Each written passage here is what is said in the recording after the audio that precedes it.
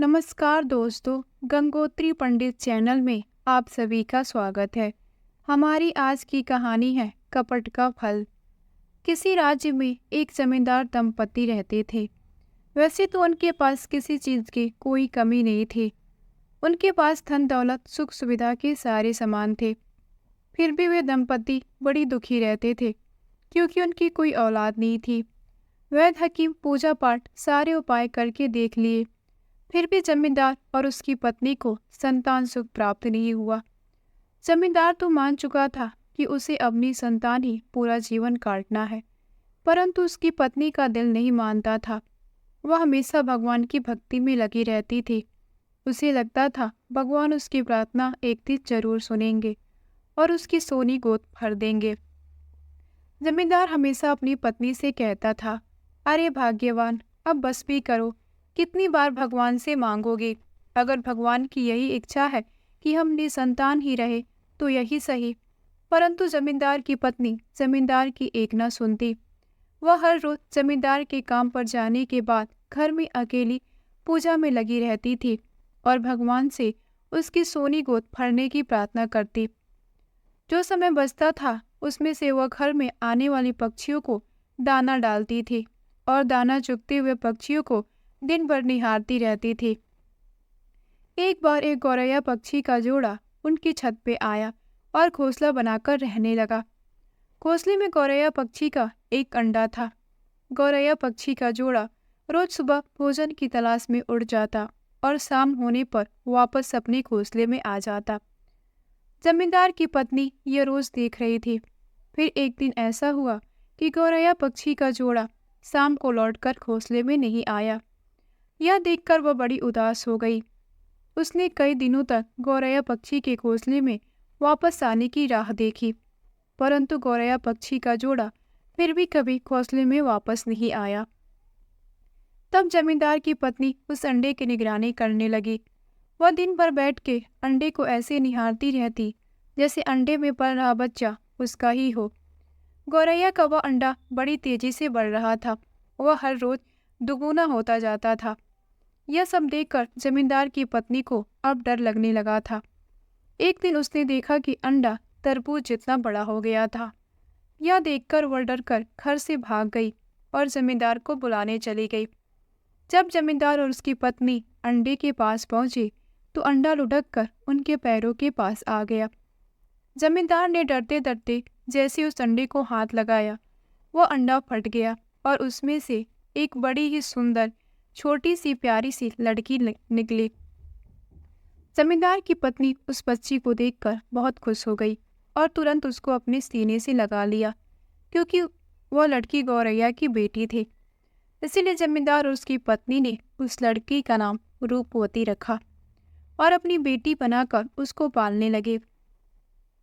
दोनों पति पत्नी ने रूपवती का पालन बहुत ही अच्छे से किया। रूपवती को देखकर वे फूले न समाते थे।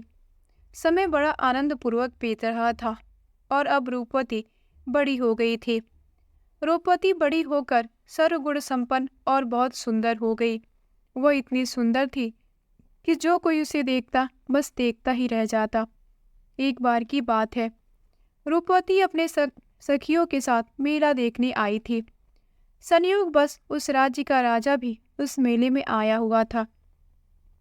राजा की नज़र जैसे ही रूपवती पे पड़ी, वह उसकी सुंदरता पर मोहित हो गया और तुरंत अपने सेनापति को आदेश दिया कि पता करो यह सुंदरी कौन है और इसके माता पिता कौन है। तब सेनापति ने तुरंत उस लड़की के बारे में सारी जानकारी जुटाकर राजा को बताई। अगले दिन राजा ने जमींदार के पास उसकी बेटी रूपवती से विवाह करने का प्रस्ताव भेजा। जमींदार अपनी बेटी रूपवती का विवाह राजा से कराने को तुरंत तैयार हो गया। उसकी खुशी का तो कोई ठिकाना नहीं था। वह दौड़कर अपनी पत्नी के पास गया और कहा, अरे भाग्यवान, हमारी बेटी रूपवती के तो भाग्य ही खुल गए। राजा साहब हमारी बेटी रूपवती से विवाह करना चाहते हैं। यह सुनकर उसकी पत्नी खुशी से झूमने लगी। दोनों पति पत्नी बहुत खुश थे और बड़ी खुशी खुशी रूपवती का विवाह राजा से करा दिया गया। राजा की पहले से एक रानी थी और अब रूपवती राजा की दूसरी रानी बनकर महल में आ गई। महल में आते ही रानी रूपवती का खूब भव्य स्वागत किया गया।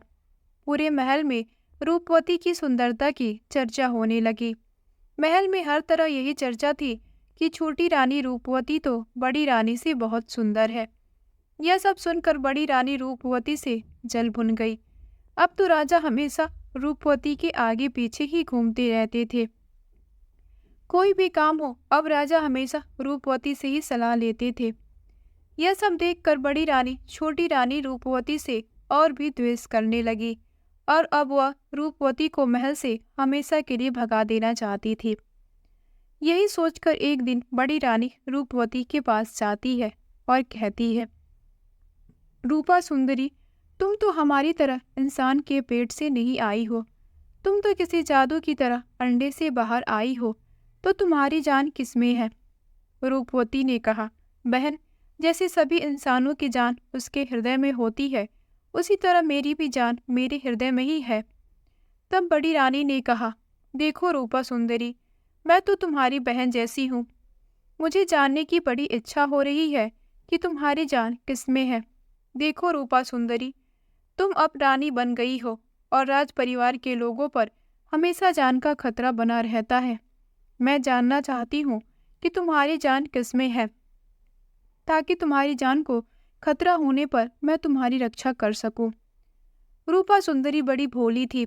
वह बड़ी रानी की चाल को नहीं समझ पाई और बड़ी रानी को सारी बातें बता दी। रूपा सुंदरी ने बड़ी रानी को बताया कि मेरे मायके के आंगन में एक कुआं है। उस कुएं में एक लकड़ी का बक्सा है। उस लकड़ी के बक्से में एक छोटी सी डिबिया है और उस डिबिया में मोतियों की चमकती हुई एक माला है। उसी माला में मेरी जान है। सारी बातें सुनकर बड़ी रानी ने रूपवती से कहा, रूपा सुंदरी, फिर तो तुम्हारी जान बड़ी सुरक्षित जगह पर है, परंतु सावधान रहना, हम रानियों के तो अनेकों दुश्मन होते हैं, हमेशा जान का खतरा बना रहता है। यह कहकर बड़ी रानी वहां से चली गई।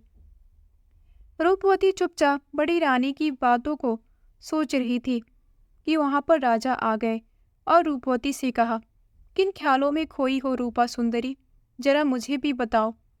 तब रूपवती ने राजा से कहा, महाराज, अगर मैं मर जाऊं तो मुझे जलाना नहीं। राजा ने तुरंत कहा, यह कैसी अपशगुन बातें कर रही हो रूपा सुंदरी। तब रूपवती ने कहा, राजा साहब, मरना तो एक दिन सबको है, परंतु आज मैं आपको अपनी सारी इच्छाएं बताना चाहती हूँ। तब रूपवती ने कहा, महाराज, जब मैं मर जाऊं तो मेरे शरीर को जलाना नहीं, बल्कि एक महल बनाकर उसके आंगन में मेरे शरीर को रख देना और उस महल के चारों ओर ऊंची ऊंची दीवारें बनवा देना, ताकि उस महल के अंदर कोई प्रवेश न कर सके। और हाँ राजा साहब, महल के अंदर एक बगीचा भी बनवा देना और खाने के लिए ढेर सारा अनाज और जरूरत की सामान भी रखवा देना। तब राजा ने रूपवती से कहा, बस अब शांत हो जाओ रूपा सुंदरी, जब तक मैं जिंदा हूँ तुम्हें कोई नहीं मार सकता और मैं हमेशा तुम्हारे साथ रहूंगा। यह कहकर राजा ने रूपवती को गले लगा लिया। तब राजा ने देखा कि रूपवती तेज बुखार में तप रही है। राजा ने तुरंत राजवैद्य को बुलाया और रानी रूपवती का उपचार करने को कहा। राजवैद्य ने कुछ जड़ी बूटी रूपवती को घोलकर पिलाई और फिर राजा के पास जाकर कहा, महाराज, खुशखबरी है, रानी रूपवती मां बनने वाली है। यह सुनकर राजा बहुत खुश हो गया और अपने गले में पड़ी सोने की माला को उतारकर राजवैद्य को दे दिया। पूरे राज्य में खुशी की लहर दौड़ गई। राजा की यह पहली संतान थी, क्योंकि राजा की पहली रानी को अभी बच्चा नहीं हुआ था। राजा बहुत खुश था और अब वो रूपा सुंदरी को और भी ज्यादा प्यार करने लगा। यह देखकर बड़ी रानी और भी जल गई और अब वो रूपवती को जल्द से जल्द राजमहल से हटाना चाहती थी।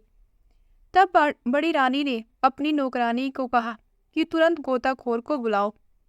नौकरानी गोताखोर को बड़ी रानी के पास ले गई।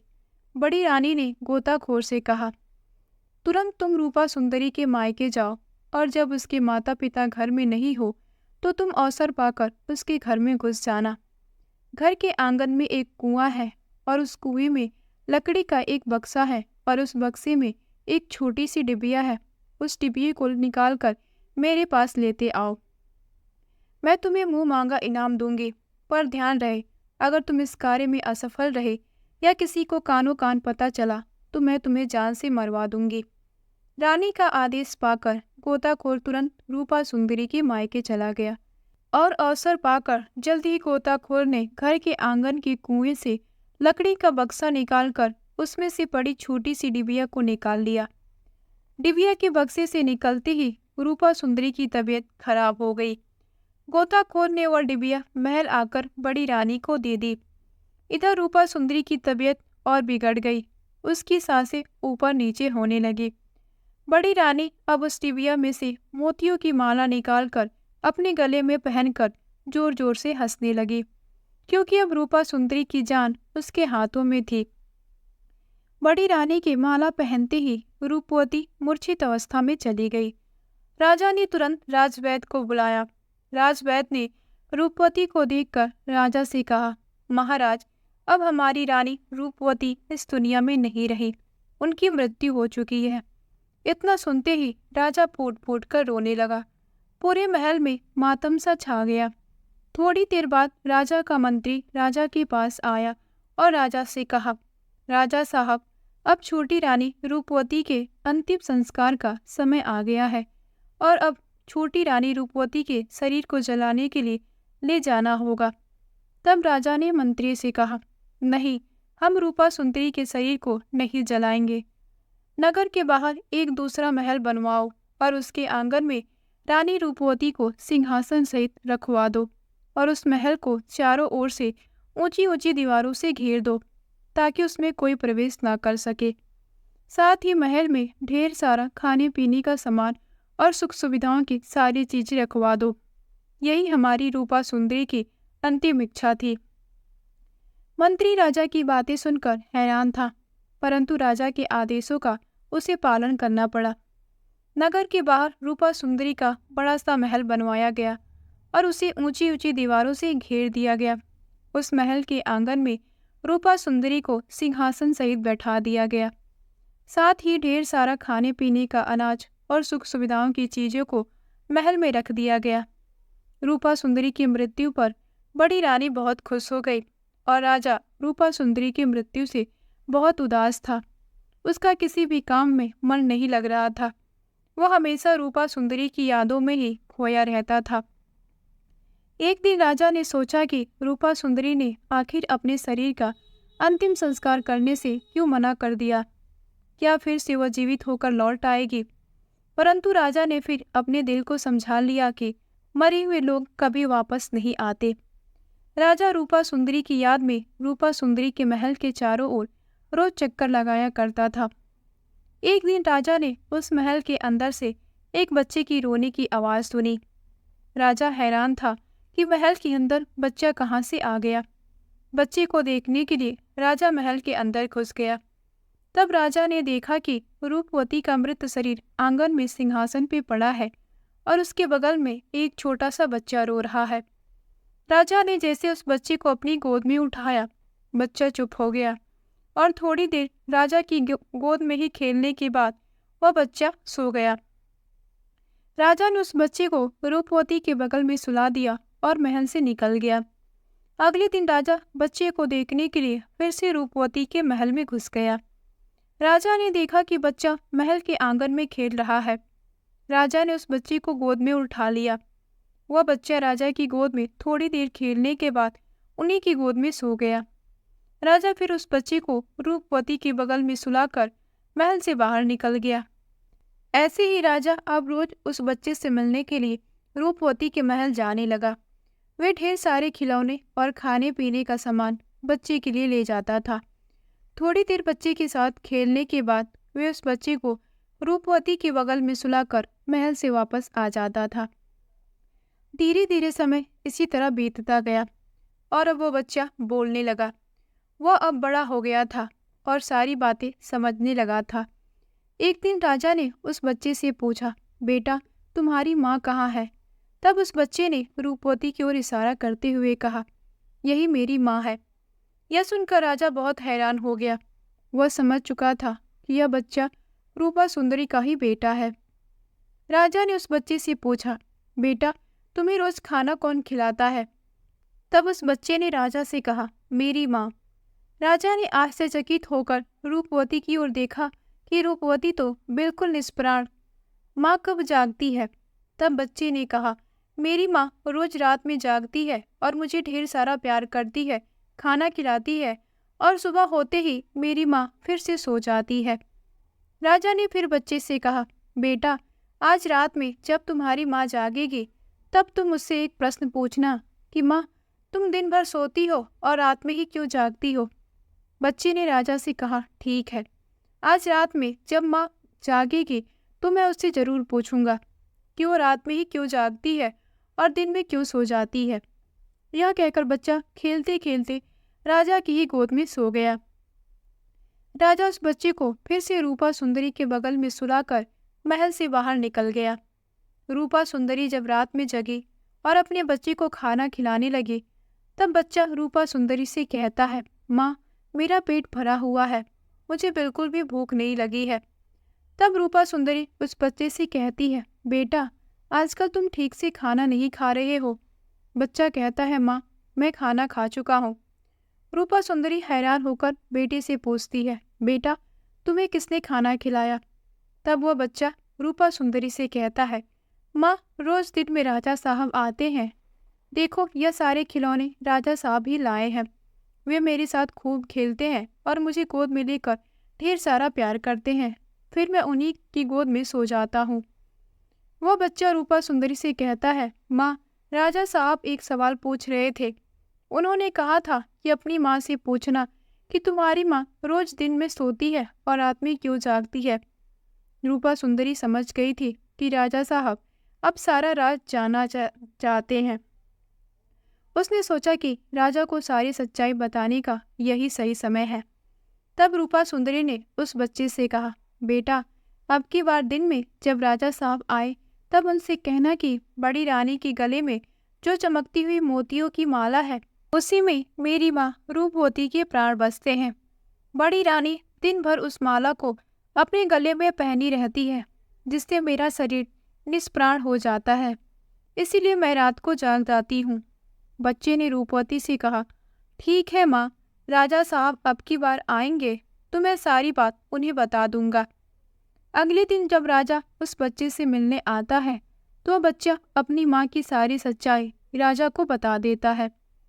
राजा अब समझ गया कि बड़ी रानी रूप सुंदरी से कितनी ईर्ष्या करती थी और जिस कारण वह रूपा सुंदरी को मार डालना चाहती थी।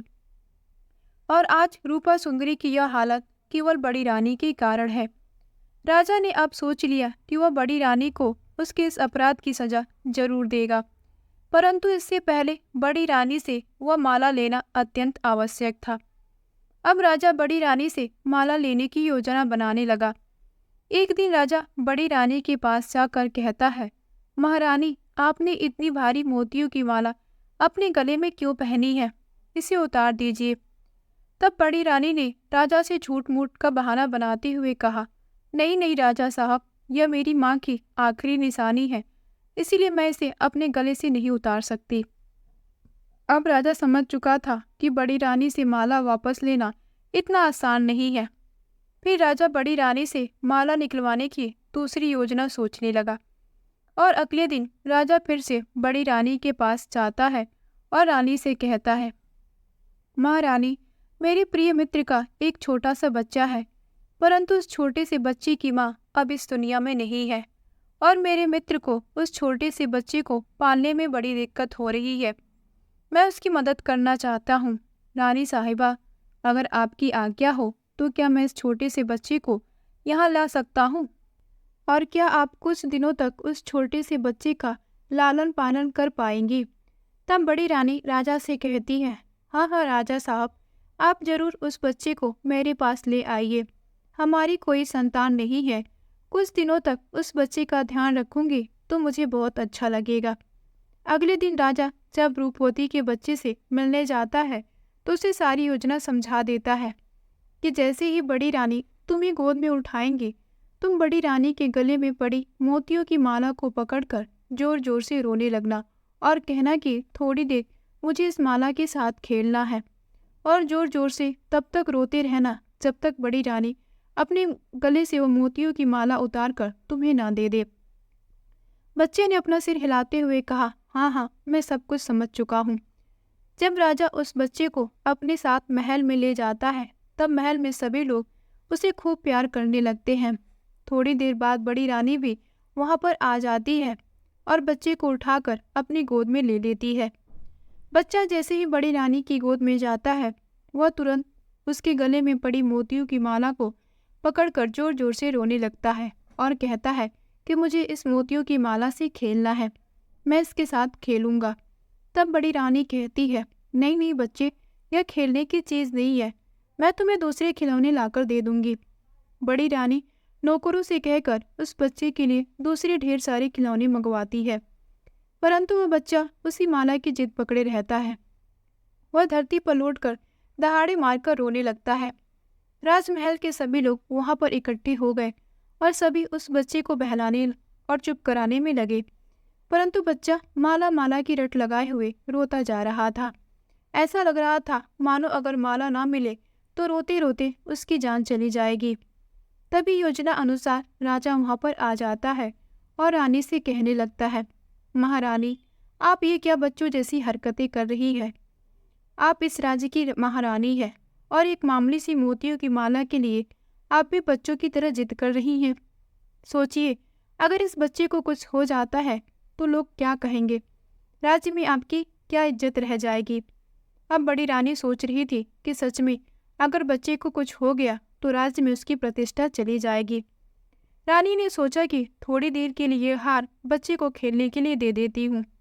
जब बच्चे का दिल इस हार से भर जाएगा तब मैं तुरंत इसे ले लूंगी। बड़ी रानी मोतियों की माला अपने गले से निकालकर उस बच्चे को दे देती है। वह बच्चा मोतियों की माला हाथ में लेकर आंगन में घूम घूम कर खेलने लगा। थोड़ी देर मोतियों की माला खेलने के बाद उस बच्चे ने चुपके से उस माला को लाकर राजा को दे दिया। राजा तुरंत उस मोतियों की माला को लेकर रूपवती के महल में आ जाता है और उस माला को रूपवती के गले में डाल देता है। वो माला पहनते ही रूपवती जाग गई। राजा तुरंत रूपवती को अपने गले लगा लेता है। रूपा सुंदरी राजा को सारी बात बताती है और कहती है, राजा साहब, वह छोटा सा बच्चा आपका ही बेटा है। राजा रूपवती से कहता है, रूपा सुंदरी, मैं सारा सच जान चुका हूँ। बड़ी रानी ने तुम्हारे साथ बहुत गलत किया है और उसको उसके किए की सजा जरूर मिलेगी। तुम अभी कुछ दिनों तक इसी महल में रहो, समय आने पर मैं तुम्हें राजमहल में वापस ले जाऊंगा। राजा वह बच्चा महल से लाकर रूपवती को दे देता है और अपने राजमहल लौट जाता है। बड़ी रानी जब राजा साहब को राजमहल में आते हुए देखती है तो राजा से कहती है, महाराज, क्या आपने उस छोटे से बच्चे को देखा है जो मेरी मोतियों की माला लेकर खेल रहा था? अभी तो यही खेल रहा था, न जाने कहाँ चला गया। परंतु इतनी देर आप कहाँ गए थे? मैंने सोचा वह बच्चा भी आपके साथ ही होगा। अब वो बच्चा आपके साथ भी नहीं है तो न जाने वह कहाँ चला गया। राजा रानी से कहता है, रानी साहिबा, हमारे ऊपर दुश्मनों का हमला होने वाला है और आपकी जान को खतरा है। यह सुनकर रानी डर जाती है और राजा से कहती है, महाराज, मुझे बचा लीजिए। राजा कहते, महारानी, मैंने आपको छुपाकर रखने के लिए एक तहखाना तैयार करवाया है और उसमें आपकी सुख सुविधा की सारी चीज रखवा दी है। आप कुछ दिनों तक वही छुप कर रहिए। बड़ी रानी कहती है, हाँ हाँ राजा साहब, आप जब तक कहेंगे मैं उसी तहखाने में रहूंगी। राजा बड़ी रानी को तहखाने में ले जाकर बंद कर देता है और बड़ी रानी को सारी सच्चाई बता देता है और कहता है, तुमने जो रूपा सुंदरी के साथ किया है, तुम्हें उसकी सजा मिली है और जब तक तुम जीवित रहोगी इसी तहखाने में रहोगी। बड़ी रानी खूब रोने लगती है और राजा से क्षमा मांगने लगती है और कहती है कि अब वो फिर से ऐसा काम नहीं करेगी। परंतु राजा उसकी एक नहीं सुनता और वहां से चला जाता है। फिर राजा रूपवती के महल जाता है और रूपा सुंदरी और अपने बेटे को रथ पे बिठाकर बाजे गाजे के साथ राजमहल वापस आता है। राजमहल में रूपा सुंदरी और उसके बेटे का खूब स्वागत किया गया और अब राजा रूपा सुंदरी को मुख्य महारानी की उपाधि प्रदान करता है। अब राजा और रानी रूपवती खुशी खुशी अपने बच्चे के साथ राजमहल में रहने लगे। दोस्तों, कैसी लगी आपको यह कहानी? कमेंट करके जरूर बताइए। अगर अच्छी लगी हो तो वीडियो को लाइक और चैनल को सब्सक्राइब कर लीजिएगा। धन्यवाद।